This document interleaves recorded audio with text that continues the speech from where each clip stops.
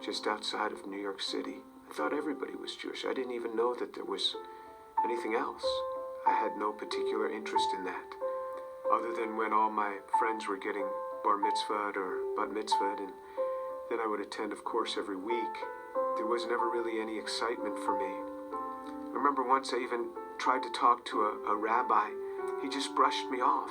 There was very little explanation for me. I remember when I went to college, I started meeting a number of people that said that they were born-again Christians, which was sort of an odd term.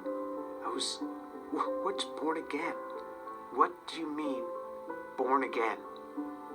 One person saw me in the laundry room. He said, "Do you mind if I give you an illustration of the gospel?" And I remember we sat there, and he actually started to draw a picture.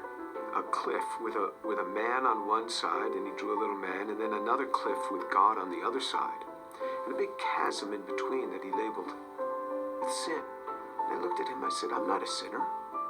I've never killed anyone. I never robbed a bank. How could I be a sinner?" And he had me read a verse from the Bible. "For all have sinned and fall short of the glory of God." In modern Judaism, we never really talked about sin. I don't remember ever talking about sin in my home. So he turned to another passage. Jesus said, "I say to you that everyone who looks upon a woman with lust for her has already committed adultery with her in his heart." Pow! I felt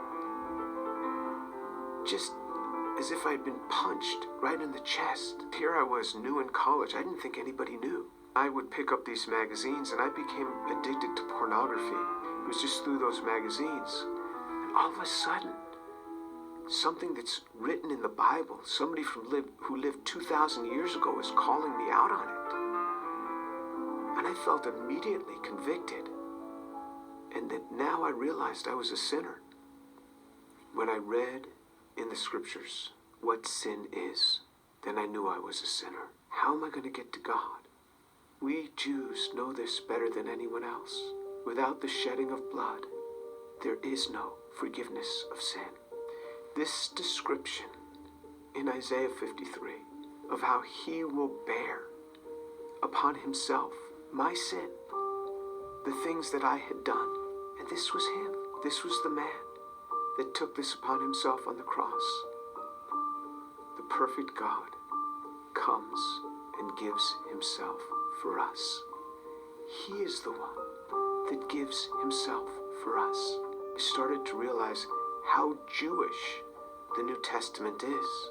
This book is so Jewish. The New Testament is so Jewish. It's all around Jewish people.